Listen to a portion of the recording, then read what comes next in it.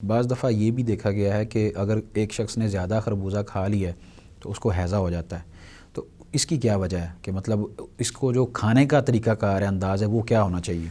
یہ آپ کا بڑا زبردست سوال ہے، اور یہ اکثر ایسا ہو جاتا ہے جب بھی آپ خربوزہ کھائیں اس کے بعد پانی نہ استعمال کریں، کوئی اور چیز بھی کوشش کریں تھوڑی دیر تک نہ کھائی جائے۔ اور خربوزہ چونکہ اس کے اندر پانی کافی زیادہ ہوتا ہے تو اس کو میلن اس لیے کہا جاتا ہے کہ اس میں پانی بہت زیادہ ہے، تو اس کو آپ نے جب استعمال کرنا ہے تو ایک حد تک۔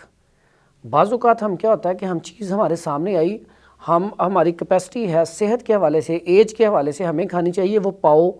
یا آدھا کلو، تو ہم بعض اوقات بھوک لگی ہوتی ہے ہم 2-3 کلو کھا جاتے ہیں۔ اب جس طرح آپ نے یہ بات کی نا کہ نہار منہ نہیں کھانا چاہیے، جی بالکل، لیکن ہم نے تو دیکھا اکثر کہ اگر ناشتے میں تاخیر ہے تو فریج میں خربوزہ پڑا ہے وہ نکال کے کھا لیں۔ نہیں بالکل بھی اسے نہار نہیں کھانا چاہیے۔ کھانے کے بعد ہر چیز کا ایک اصول ہوتا ہے، اس کو کھانے کے بعد استعمال کیا جائے اور جتنی آپ کی کیپیسٹی ہے اس کو اتنا ہی کھایا جائے۔ اگر آپ بڑے ہیں تو ایک خربوزہ کھا لیں کوئی نہیں، لیکن چھوٹے ہیں تو تھوڑا سا کم کھایا جائے، ٹھیک ہے؟ تو پھر اس کے بعد پانی نہ پیا جائے، دودھ نہ پیا جائے، کوئی لیکوڈ والی چیز استعمال نہ کی جائے۔ اگر فار ایگزامپل اس سے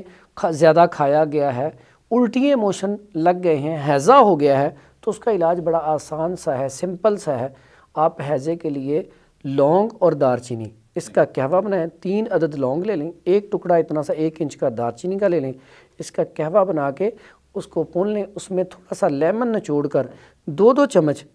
ہر 5 منٹ کے وقفے سے پلائیں۔ انشاءاللہ اس سے ہیضے والا مسئلہ فوراً کلیئر ہو جائے گا، اور شام تک یعنی کہ 2-4 گھنٹے اسے کھانے کے لیے کچھ نہ دیں۔ اس کے سائیڈ ایفیکٹ بھی میں نے بتا دیے کہ اگر سائیڈ ایفیکٹ ہو تو یہ اس طرح کرنا ہے۔ لیکن جن لوگوں کو آلریڈی پہلے ہی گرمی ان کے اندر زیادہ ہے، ٹھیک ہے، ان کو یہ کم استعمال کرنا چاہیے، کیونکہ اگر ان کے اندر پہلے آلریڈی گرمی زیادہ ہے، پیشاب پہلے ہی بہت زیادہ آتا ہے، تو ان کو اس کا استعمال جو ہے ان پیشنٹ کو کم کرنا چاہیے۔